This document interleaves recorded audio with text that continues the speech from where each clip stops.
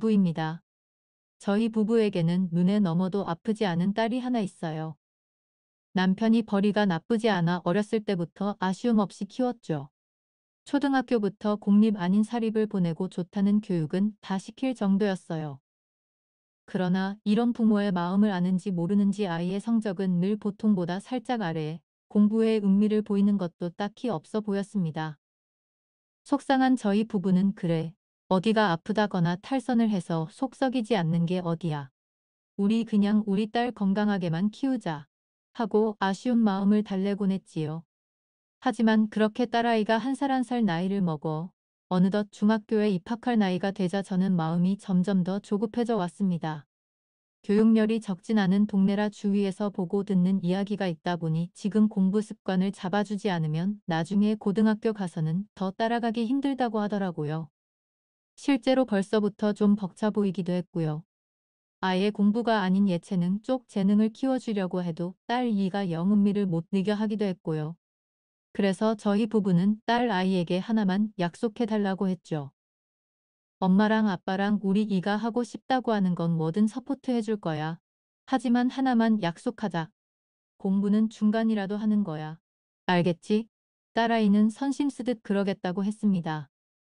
그래서 중학교 내신이라도 챙기자며 저희는 과외 수업을 붙이기 시작했어요. 가뜩이나 공부에 흥미가 없는데 학원에 보내면 친구들이랑 놀기만 하고 더욱 마음을 못 잡을 것 같았거든요. 거래서 동네 친한 맘들이나 학교 학부모 모임 등에서 괜찮은 선생을 수소문했습니다. 너무 어린 선생 말고 경력도 좀 되고 아리도 카리스마 있게 잘 컨트를 할 줄 아는 그런 노력한 선생이었으면 좋겠다고 생각하면서요. 그렇게 몇 명의 선생과 테스트 수업을 하고 마침내 저희 아이와 잘 맞을 것 같은 선생 한 명을 찾게 되었어요. 아이도 꽤나 마음에 드는 눈치더군요. 무엇보다 학벌도 나쁘지 않고 대치동에서 강사를 했던 경력도 있다고 하여 마음이 갔습니다. 그래서 그 선생을 저희 집에 들이게 된 거죠. 그러나 그 선생이 저희 집에 어떤 파장을 울고 울지 그때는 미처 알지 못했습니다. 3월에 개학을 하고 학교 생활에 정신없이 저금하는 딸아이를 보며 기특하기도 하고 안쓰럽기도 했어요. 학교 수업 마치고 집에 오면 교복만 갈아입고 바로 과외 준비를 하고 학교 숙제도 해야 한다고 울상인 아이에게 이번에 시험 잘 보면 핸드폰을 바꿔주겠다느니 요즘 아이들 사이에서 유행하는 브랜드의 비싼 운동회를 사주겠다느니 달콤한 말로 어르고 달래었죠. 과외 선생이 와서 아이와 수업하는 소리를 문 밖에서 살짝씩 엿들을 때면 그 선생도 우리 아이를 우쭈쭈 할 땐 우쭈쭈 해주면서도 휘어잡을 때는 확실히 휘어잡으며 수업을 잘 이끌어가고 있는 것 같더라고요. 1학기 첫 중간고사가 있던 날 시험을 미치고 집에 일찍 온 아이의 얼굴을 보니 시험 결과가 꽤 좋은 듯 했습니다. 우리 딸 시험 보느라 수고 많았지. 엄마가 우리 딸 좋아하는 갈비찜 해놨으니까 이거부터 얼른 먹어 하면서 저는 은근슬쩍 시험 성적을 물어봤죠. 그랬더니 딸 하는 말이 엄마 나 이번에 수학 100점 받았잖아. 대박이지? 우리 딸 성적표에서 100점 하라는 숫자를 본 게 언제였던 건지 기억도 가물가물했었는데 말이에요. 저는 될 듯이 기뻤습니다. 세상에 우리 딸 기특해야. 거봐도 안 해서 그렇지 하면 얼마나 잘하는데. 아유 얘 아유가 특해 요거. 그리고 딸은 으쓱해 하더니 이렇게 말했어요. 엄마, 나 지금 하고 있는 수학쌤하고 좀 맞는 것 같아. 솔직히 학교 수업 지루하고 재미없어서 잘 안 들었거든. 근데 이 쌤이 설명해주면 귀에 쏙 들어와서 잘 이해가 돼. 기분이 좋아진 저는 그 다음 달 과외비부터 성의껏 얼마를 더 보내기 시작했습니다. 성적 상승도 성적 상승이지만 딸아이가 공부에 흥미를 갖게 된 더 고마웠거든요. 수학 과외 선생은 저보다 한 67살은 어려 보이는 여자였습니다. 생긴 것도 예쁘장하고 목소리도 맑고 또렷해서 아이를 가르치는 일이 천직처럼 보였죠. 과외 선생이 아닌 여자로 봤을 때도 솔직히 여자인 제가 봐도 마치 20대 같은 외모와 날씬한 몸매가 참 예뻤어요. 부럽고 좀 질투도 나더라고요. 제가 과외비를 얼마씩 더 보내기 시작하니 어느 날 수업 마친 후에 바로 인사치레를 건네며 감사하다고 하더군요. 저는 경우도 바르고 참 사람 깔끔하다 생각하고 넘어갔었죠. 저희 남편의 돈을 좀 괜찮게 버는 대신 일이 눈코 뜰 새 없이 바빠요. 이근은 물론이고 주말에고 종종 일 때문에 회사를 나가가도 하고 업무상 미팅도 많은 편이죠. 그래서 저희 부부는 집안 대소사나 아이 교육 같은 문제는 그냥 남편이 저에게 일임하곤 했습니다. 저도 그냥 자잘한 일은 알아서 처리하고 큰 돈 들어가는 일이나 꼭 남편이 있어야 하는 자리에만 부르는 편이고요. 그래서 아이가 과외를 하는지 어떤지 성적이 잘 나오는지 어떤지는 사실 남편은 신경 쓸 겨를이 없었을 거예요. 그러던 어느 날 남편이 드물게 일찍 퇴근하겠다고 저녁을 집에서 먹겠다고 연락이 왔습니다. 오랜만에 새 가족이 단란하게 저녁 식사를 하겠다 싶었죠. 그래서 얼른 장을 봐다가 오랜만에 솜씨를 좀 발휘했어요. 그리고 그날은 저희 아이 과외가 있던 묘일이었죠. 그래서 저는 인사치레 반을 섞어 아이 과외 선생에게도 말했습니다. 선생님, 저녁 약속 없으시면 저희 집에서 저녁 식사하고 가세요. 그랬더니 의외로 흔쾌히 그러겠다고 하더라고요. 저는 수저를 하나 더 놓으며 곧 아이 아빠도 불거라고 얘기해뒀죠. 그 사이에 과외 선생과 꽤 친밀도가 높아진 우리 딸 은 선생님하고 밥 먹는다고 하나 신나 보이더군요. 학교에서 있던 일이며 친구들하고 뭐 때문에 다 텄고 화해했고 하는 얘기를 조잘대며 우리는 같이 남편 귀가를 기다렸어요. 피리링하고 현관문이 열리는 소리에 나가보니 남편이 들어왔더군요. 못 보던 구두가 있네 하며 들어오는 남편과 막 자리에서 일어 나 인사를 하려던 과외 선생의 눈이 서로 마주쳤습니다. 그런데 그 순간 묘한 기류가 흐르더군요. 여보, 우리 이 수학 과외 선생님. 내가 저번에 우리 이 성적 많이 올랐다고 말했었지? 이 쌤 덕분이잖아. 저는 묘한 공기가 어색해 괜시리 오버하며 남편의 외투를 받아들었습니다. 남편은 아무런 대꾸 없이 손 먼저 씻고 안 뗐다며 욕실로 들어갔죠. 그런데 갑자기 과외 선생이 저에게 어머니, 죄송하지만 식사는 다음번에 해야겠어요. 제가 집에 중요한 일이 있었는데 순간 깜빡했네요. 정말 죄송합니다. 마이너스하고는 뭐라 대꾸할 틈도 없이 후다닥 집을 나서더라고요. 저는 당황스러웠지만 뭐 급한 일이 있으신가 보다 생각했죠. 손을 씻고 나온다던 남편은 불일이라도 본 건지 한참 만에 나오더군요. 그러고는 두리번대며 과외 선생을 찾는 눈치였어요. 그래서 제가 뭐 급한 일이 있으시다네. 그냥 우리끼리 먹지 뭐.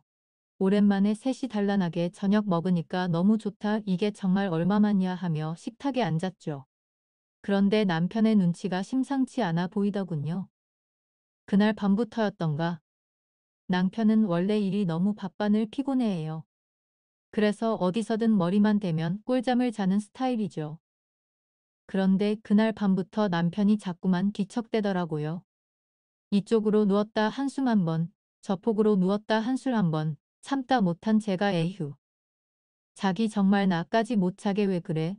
왜? 뭐 심란한 일 있어? 하고 물었더니 고개를 저으며 아니라고 하더군요.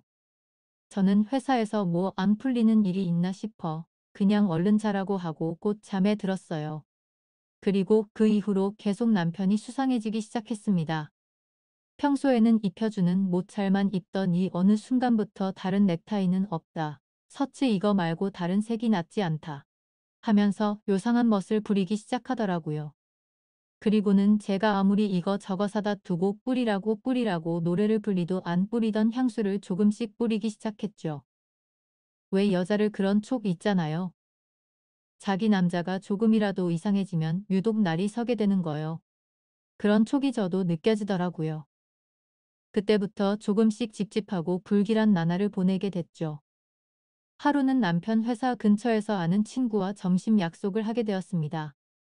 친구가 점심만 먹고 얼른 가 봐야 하는 일이 생겼다 길래 저도 잘됐다 싶어 남편 얼굴이나 보고 들어가야겠다고 생각하고 남편에게 연락을 했어요. 그런데 이상하게 계속 연락이 안 되더라고요. 평소에는 회의 들어가도 걔 회의 중이라는 문자를 남겨주곤 했는데 말이에요. 어느 날 이상한 분이 들어서 저는 커피를 사들고 남편 사무실에 살짝 들리봐야겠다 싶었습니다. 사무실 문을 열고 들어서니 저희 집에도 몇 번 온 남편 아랫사람이 있더라고요. 그 직원분께 혹시 저희 남편 많이 바쁜가요? 근처 불일 있어서 들렀는데 회의 중인 건지 연락이 잘 안 돼서요. 커피만 주고 가려고 잠깐 왔어요. 했더니 직원분이 부장님 아까 오후 반차 쓰셨는데 혹시 모르셨어요? 하는 게 아니겠어요? 저는 깜짝 놀랐죠. 그리고 오후 반차를 쓸 일이면 회사 일로 바쁜 건 아닌데 왜 연락이 안 되는 건지 의아했습니다. 이후 저는 찝찝함을 가지고 귀가하여 집안일을 마저 했어요. 평소에 남편은 퇴근 시간이 일정치 않고 늘 늦기 때문에 저는 밤늦게까지 기다리지 않고 먼저 잠들곤 했습니다. 하지만 그날은 일부러 늦게까지 잠들지 않고 남편을 기다렸어요. 그리고 자정이 다 되어서야 남편이 들어왔습니다. 자기 오늘따라 피곤해 보이네. 저는 일부리 모르는 척 운을 뗐어요. 남편은 옷을 갈아입으며 늘 그렇지 뭐. 다음 주까지 계속 철야하고 바쁠 거야. 하더니 씻으리 들어갔죠. 저는 점차 불안이 분노로 바뀌게 되었습니다. 뭔지 몰라도 저에게 거짓말을 하고 있는 거니까요. 하지만 뭘 어떻게 해야 할지 방법을 모르겠고 혼란스럽기만 했어요. 만에 하나라도 정말 바람이거나 그런 비슷한 일인 거면 저와 제 딸은 어떻게 해야 하는지 아는 척을 하지 말고 물어야 하는 건지 결혼한 언니들 말로는 남자들 한 번씩 그런 일 생긴다던데 그냥 모르는 척 넘어가야 하는 건지 이런저런 생각이 들었죠. 그리고 시간이 흘리 저희 딸아이 생일이 되었습니다. 좋아하는 한식당에 가서 밥을 먹자며 들뜬 아이에게 심란한 마음을 숨기고 그러자고 약속했죠. 베이커리 케이크 최고라면서 꼭 거기 케이크를 사오라고 신신당부하고 학교에 간 딸아이를 배웅하고 저는 집거실에 혼자 앉아서 차분히 생각했습니다. 지금까지 모아둔 돈, 남편이 생활비 하라고 준 돈을 좀 살짝씩 따로 빼둔 것, 결혼 전에 직장 생활하며 들었던 남편 모르는 적금. 다 합치면 만일의 상황에 대비할 종잣돈이 될 수는 있을 것 같았어요. 그리고 이런 생각을 하는 제 자신이 슬프고 화가 났죠.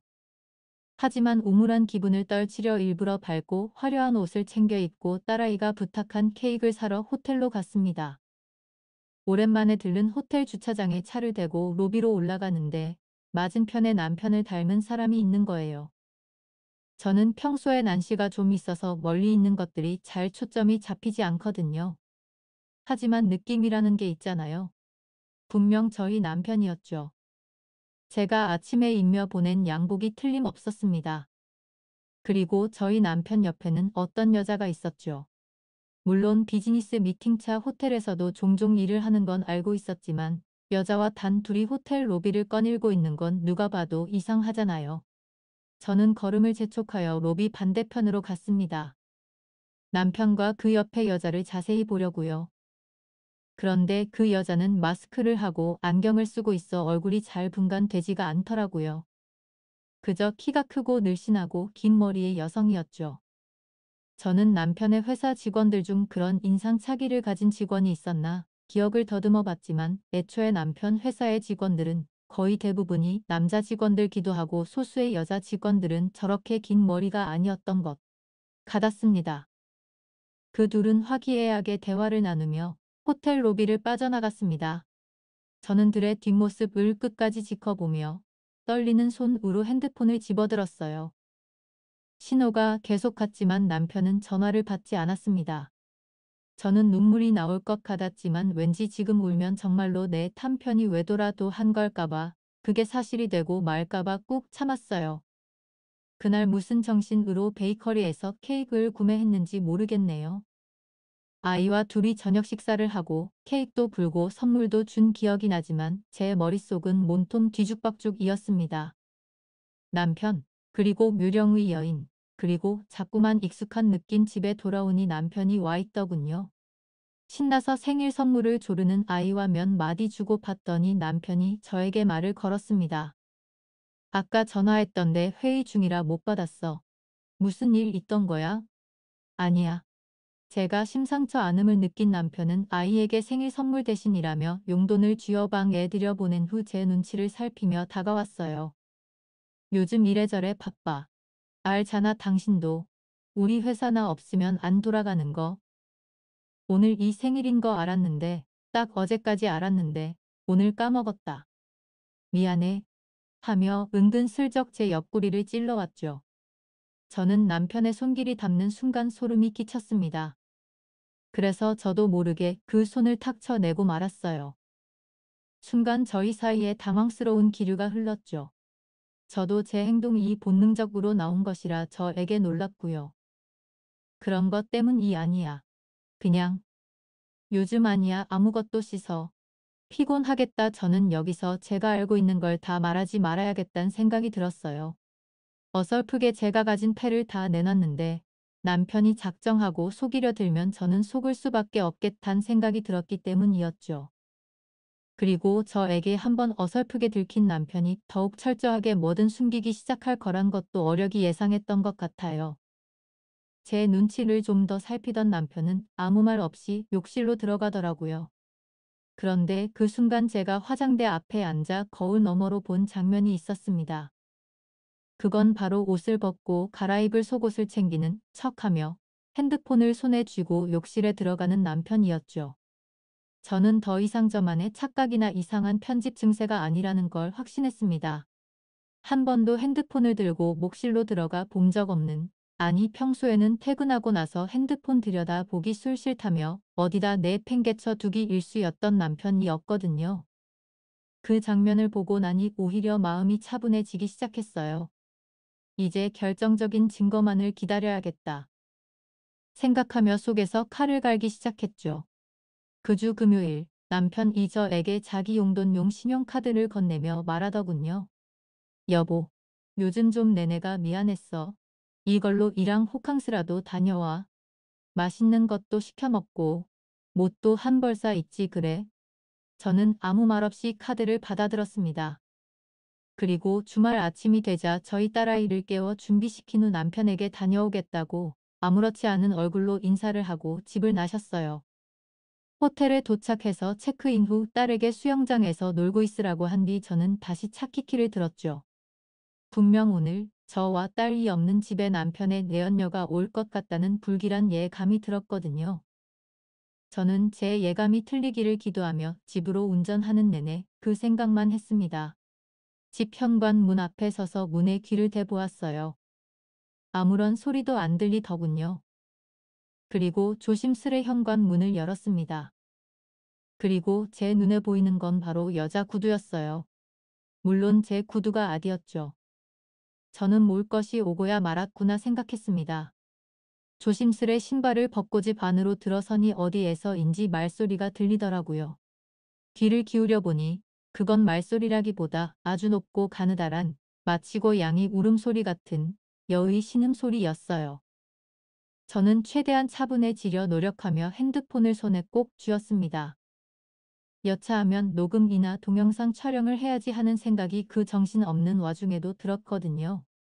소리의 출처를 따라 집 안을 걷는데 도착한 곳은 제 딸아이의 방이었습니다. 저는 설마 하며 조심스레 문고리를 잡았어요. 지금 이 문고리를 여는 순간 이제 다시는 그 전으로 돌아갈 수 없겠구나 하는 생각이 들었죠. 그리고 문고리를 잡고 문을 여는 순간 제 눈을 믿을 수가 없었습니다. 제 눈에 보인 것은 저희 딸아이의 수학과의 선생과 그 위에 폭에 져 있는 남편의 모습이었어요.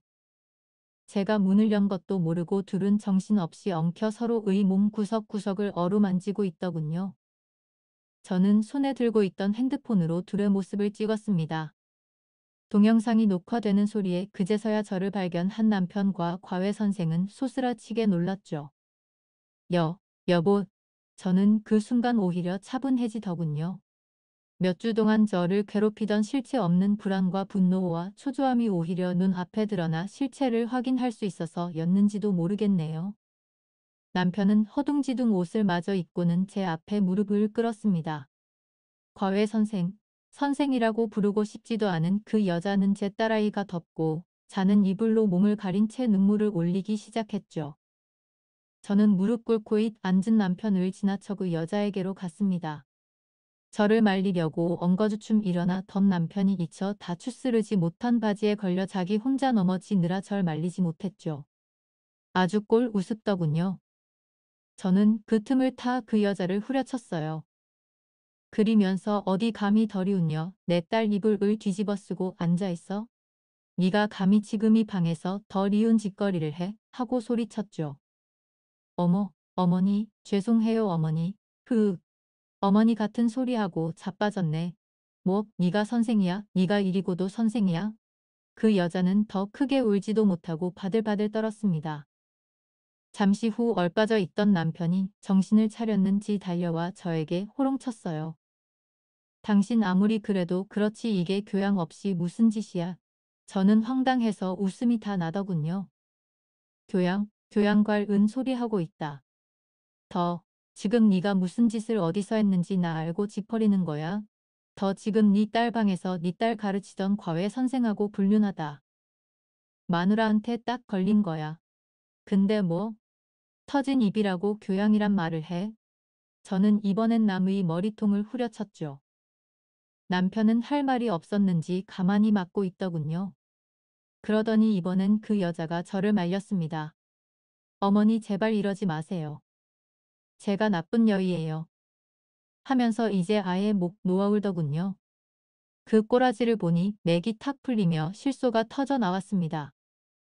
아주 세상에 둘 그냥 드라마를 찍어라 드라마를 저는 저도 모르게 콱 물고 있던 입술에서 피가 나는 것을 느꼈습니다. 그 피를 보고 그제서야 울컥서럽더라고요. 한풀 기세가 꺾인 저를 확인하고 남편이 저를 침대 위에 앉혔습니다. 내 어디 그 더러운 손을 내 몸에 갖다 대는 거야. 잠깐만 내 말 좀 들어봐 여보. 남편은 사정하다시피 저에게 애걸복걸하며 한 번만 자기 말 좀 들어달라 그러더라고요. 그런데 그러면서 하는 말이 더 가관이 없습니다. 알고 보니 남편과 과외 선생은 대학 선후배 사이였다고 하더라고요. 남편이 복학하고 늦깎이 졸업생일 때 막 신입생으로 들어온 과외 선생을 보고 첫눈에 사랑에 빠졌다나 뭐라나. 하지만 그때까지만 해도 별 불일 없던 늑다리 한량 남편과 달리 여자는 교육자 집안 의고명딸이자 수학교육과의 공식 퀸카였다고 하더라고요. 그렇게 여자 집안의 반대를 무릅쓰고 짧지 않은 연애를 하던 둘은 누가 봐도 부러운 풋풋한 캠퍼스 귀풀이었대요. 그런데 어느 날 갑자기 여자의 아버지가 쓰러져 돌아가게 됐고 나쁜 일은 한꺼번에 닥친다더니 아버지 장례 절차를 채 마치기도 전에 보증을 잘못 선 어머니 때문에 빚쟁이들이 장례식장에 쳐들어와 난리도 그런 난리가 없었다고 했습니다. 그리고 여자는 여기저기 친척들에게 돈을 빌려서 그 빚을 해결하느라 그 이후로는 학교도 제대로 못 나오게 된 것었죠. 여기까지 물에 구구절절한 히스토리를 들고 나니 갑자기 힘이 빠지더군요. 마치 둘의 애절한 사랑에 제가 방해꾼이 된 기분마저 들었어요. 도대체 사랑이 뭐라고 그 어릴 적에 잠깐 만난 풋사랑이 뭐라고 와이프며 아이까지 안 보일 정도로 눈이 횟가닥 도는 건지 싶더라고요. 저는 일단 주방에 가서 찬물을 한 잔 받아 원샷했습니다. 그리고 다시 물고 있는 그 둘에게 말했어요. 일단 둘 다 못 입어 꼴 보기 싫으니까. 눈물 콧물 울짜내던 둘은 착하게 제 말을 듣고 못을 입더군요. 아주 웃기지도 않았어요. 그리고 이제 내가 하는 말 잘 들어. 나 이거 절대로 그냥 안 넘어가. 너네가 전에 연인이었는 어쨌든 지금은 넌 그냥 내 남편. 이 아빠고 던 그냥 내 연녀 상간녀일 뿐이야. 둘은 아무 말도 못하고 고개를 푹 숙이고 제 말을 들더군요. 저는 계속해서 말을 이어나갔어요. 지금 내 손에 들린 핸드폰에 너네 한 짓다 고스란히 찍혔어. 더는 이 동네 사교육계 얼마나 좁은지다 알지? 앞으로 밥줄 영원히 끊기게 할 수 있어다. 내 말 알아들어? 여자가 또 다시 즉 하고 울더니 고개를 끄덕였죠. 그리고 저는 남편에게도 말했습니다. 나 얼마가 들든 얼마나 걸리는 변호사 사서 당신하고 이혼 소송할 수도 있어. 당신 어머님 아버님 우리 이 끔찍하게 생각하는 어르신들 뒷목 잡고 넘어가게 할 수도 있단 얘기야. 그리고 당신 회사 찾아가서 미친처럼 이 동영상 뿌려댈 수도 있어. 나한테 지금 무서운 거? 아무것도 없어. 남편은 손으로 얼굴을 쓸어내리더니 한숨을 쉬며 방바닥만 쳐다보고 있었죠. 이제부터 내가 하는 말 잘 들어. 너네 둘이 붙어 먹고 싶으면 그렇게 해. 대신 넌 쟤 나한테 네가 버는 돈의 10원 한 장까지 싹 다 갖다 바치고 맨몸으로 저녁 만나는 거야. 더 어디 그럴 수 있나 보자. 그리자 남편은 다시 방바닥에 내려와 무릎을 꿇더니 저에게 말하더군요. 여보, 이 엄마, 내가 정말 잘못했어. 잠깐 쳤었나 봐. 아니 나 그냥 너무 오랜만에 만나서 좀 반가웠던 것뿐인데 다신 안 그렇게, 응? 한 번만 봐줘 주라 여보하며 제 가랑이를 붙잡고 늘어지더라고요. 그 모습에 여자는 적지 않게 놀란 눈치였습니다. 그리고는 슬금슬금 일어나더니 제이 집에서 나가더라고요. 그리고 그 후로 저는 입이 가벼운 동네 엄마를 몇몇에게 그 여자에 대한 안 좋은 이야기를 살짝 올렸습니다. 애들 가르치는 실력도 별로고 그것보다 문제인 건 손버릇이 안 좋아 집에 있는 물건을 훔치기도 했다고요. 그 이후로 그 여자는 최소한 저희 지역 사교육계에는 다시는 발을 못 불리게 됐죠. 어느 날부터 갑자기 연락이 닿지 않는 과외 선생님에게 서운해하고 아쉬워하던 아이도 어느 순간 포기하고 혼자 공부하기 시작하더라고요. 처음 공부 습관 들이기가 힘들었을 뿐이지 공부 머리 자체는 나쁘지 않았던 모양인지 어렵지 않게 목표하던 대학에도 합격했고요. 그리고 그날 이후로 남편은 제가 한숨이라도 쉬면 제 발바닥이라도 핥을 기세로 납작 엎드려 지내고 있습니다. 그날의 상처가 아예 없던 일처럼 사라지지는 않겠지만 저는 지금이 삶도 나쁘지는 않다고 생각하며 살고 있어요.